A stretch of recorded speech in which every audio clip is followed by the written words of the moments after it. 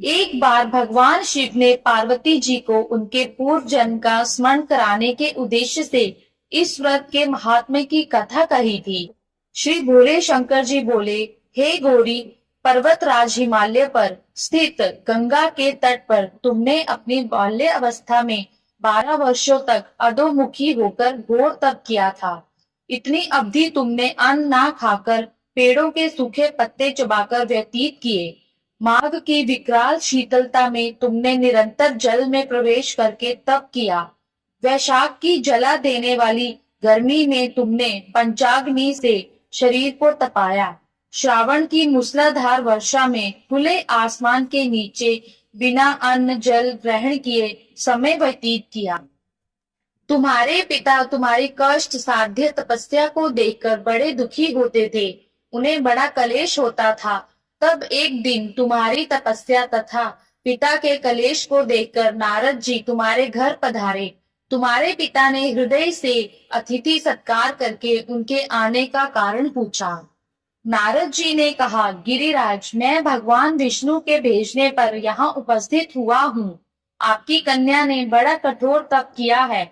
इसे प्रसन्न होकर वे आपकी सुपुत्री से विवाह करना चाहते हैं। इस संदर्भ में आपकी राय जानना चाहता हूँ। नारद जी की बात सुनकर गिरिराज गदगद हो उठे।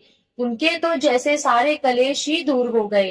प्रसन्नचित्त होकर वे बोले, श्रीमान, यदि स्वयं विष्णु मेरी कन्या का वर्ण करना चाहते हैं तो भला मुझे क्या आपत्ति हो सकती है।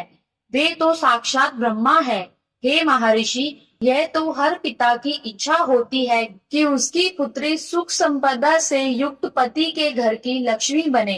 पिता की सार्थकता इसी में है कि पति के घर जाकर उसकी पुत्री पिता के घर से अधिक सुखी रहे। तुम्हारे पिता की स्वीकृति पाकर नारद जी विष्णु के पास गए और उनसे तुम्हारे ब्याह के निश्चित होने का समाचार सुनाया। मगर इस विवाह संबंध की बात जब तुम्हारे कान में पड़ी तो तुम्हारे दुख का ठिकाना ना रहा। तुम्हारी एक सखी ने तुम्हारी इस मानसिक दशा को समझ लिया और उसने तुमसे उस विक्षिप्तता का कारण जाना। जब तुमने बताया, मैंने सच्चे हृदय से भगवान शिव शंकर का वरण किया है, किंतु मेरे पिता ने मेरा विवाह विष्णु जी से निश्चित कर दिया। मैं विचित्र धर्म संकट में हूँ। अब क्या करूँ? प्राण छोड़ देने के अतिरिक्त अब कोई भी उपाय शेष नहीं बचा है। तुम्हारी सखी बड़ी ही समझदार और सूझबूझ वाली थी।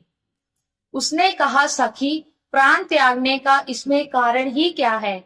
संकट के मौके पर धैर्य से काम लेना चाहिए।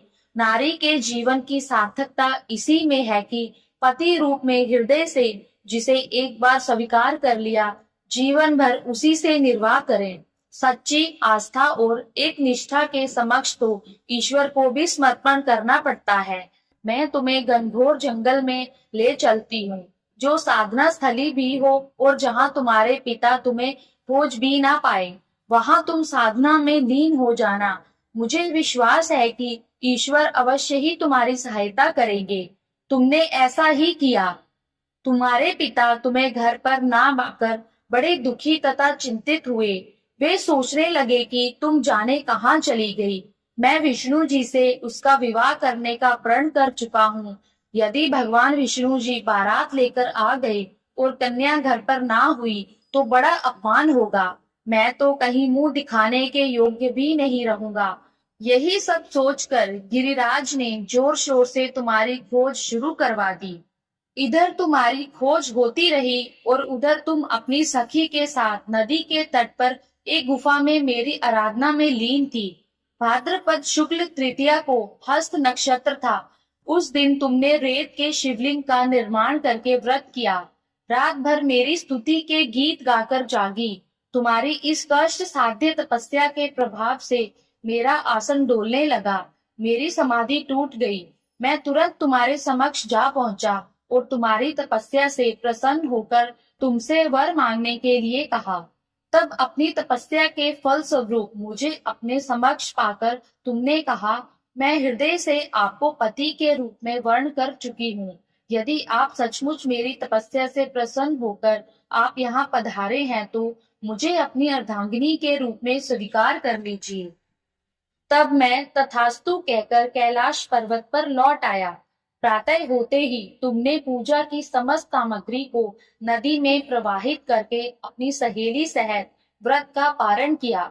उसी समय अपने मित्र, बंधु व दरबारियों सहित गिरिराज तुम्हें खोजते खोजते वहां आ पहुंचे और तुम्हारी इस कष्ट साध्य तपस्या का कारण तथा उद्देश्य पूछा।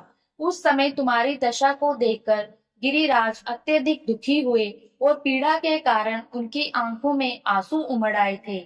तुमने उनके आंसू पोंछते हुए विनम्र स्वर में कहा, पिताजी, मैंने अपने जीवन का अधिकांश समय कठोर तपस्या में बिताया है।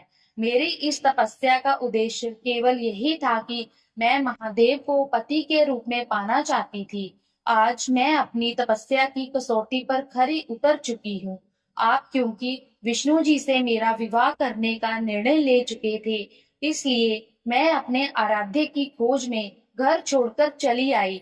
अब मैं आपके साथ इसी शर्त पर घर जाऊंगी कि आप मेरा विवाह विष्णु जी से ना करके महादेव जी से करेंगे। गिरिराज मान गए और तुम्हें घर ले आए। कुछ समय के पश्चात शास्त्रों के लिए गिरिराज मान गए और तुम्हें घर ले आए। कुछ समय के पश्चात शास्त्रों के साथ विधि विधान पूर्वक उन्होंने हम दोनों का विवाह सूत्र में बांध दिया। हे पार्वती, भाद्रपद की शुक्ल तृतीया को तुमने मेरी आराधना करके जो व्रत किया था, उसी के फल स्वरूप मेरा तुमसे विवाह हो सका। इसका महत्व यह है कि मैं इस व्रत को करने वाली कुंवारियों को मनोवांछित फल देता हूँ। इसलिए सौभाग्य की इच्छा करने वाली प्रत्येक युवती को यह व्रत पूरी एक निष्ठा तथा आस्था से करना चाहिए। धन्यवाद।